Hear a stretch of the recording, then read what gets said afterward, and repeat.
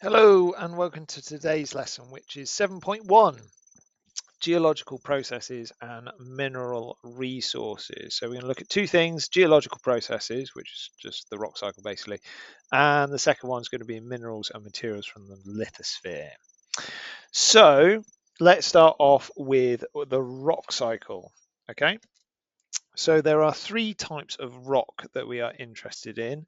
There is igneous rock, there is metamorphic, and there is sedimentary. So igneous rock is the result of cooled molten rock. So rock that is entirely melted and then cooled is an igneous rock. Metamorphic rocks are rocks that have been reheated or pressure applied, or there's like both, but not melted. Okay, and sedimentary rocks are the result of eroded material. So that could be igneous or metamorphic material being eroded, broken down in smaller bits, and then being deposited and compacted and cemented. So building back into a rock. Okay, so it's not heated or pressured or become molten in any way. So now we've talked about those things, let's put them into a bit of context, because there's processes that link all of these together. So if we think about in our mantle, we have molten magma, and this is melted rock. So it's a liquid, okay, and it's moving around. We find that this can either cool down inside the earth or can erupt from the surface. So this is an intrusive material, and this is igneous rock, and it will slowly cool, or we can have a volcano building up onto the surface. Okay, and this material that flows along the surface, this is going to be extrusive igneous. So this cools quickly because it's exposed to the air. All right. So these are both igneous rocks, and when they cool down, they'll solidify, and you get the large crystals in intrusive and small crystals in the extrusive, just because of how long it takes to cool down. The next point then that we have taking place is weathering. So this could be by rain, or it could be frost, or it could be chemical, or it could be even biological weathering. So that's things like tree roots breaking apart rocks over time. So this will then break down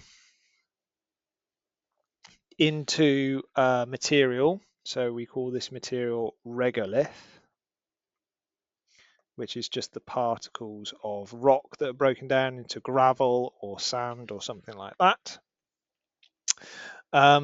You can also have it being dissolved as well into solutes. So this is just the sort of liquid running along and dissolving bits of it, so it's solutes. Okay.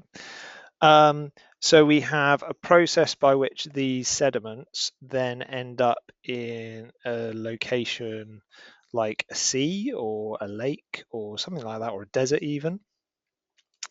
And they are deposited. So we have weathering, we have erosion, and then we have deposition, where this material is laid down for a very long time.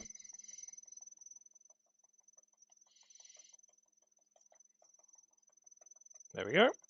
So that's my eroded material deposited. What you find is over time it becomes compacted as material is deposited on top of it.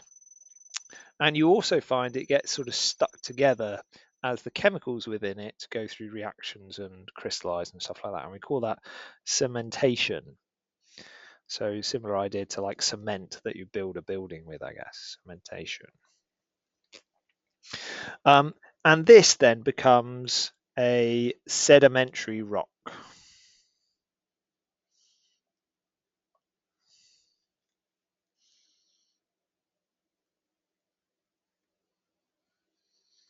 So a sedimentary rock is made out of eroded rock sediments. Okay. Now it can be weathered again, so it could be brought back up and weathered and exposed and eroded again. Or it can go through a process where it is heated up.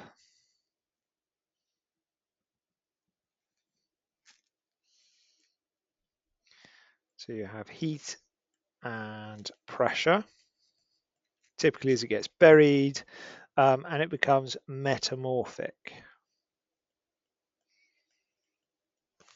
Okay, so this metamorphic rock is either sedimentary, it could also be igneous rocks can become metamorphic as well if they are exposed to heat and pressure.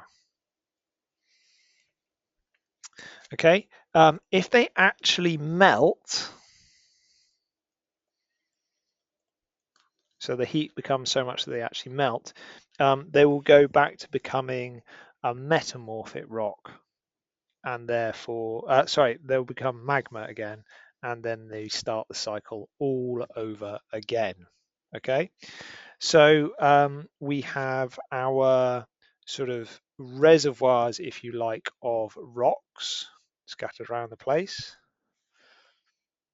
So these are our reservoirs of material that's stored within the lithosphere.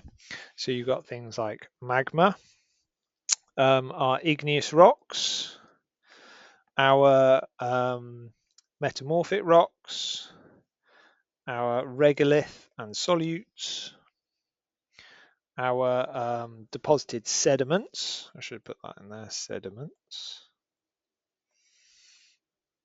There we go. These are all our sort of stores, and then the rest then are our transfers or processes.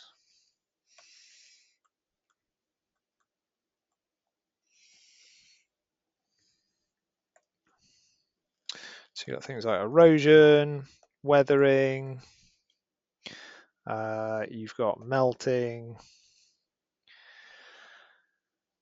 cooling, so when it cools down,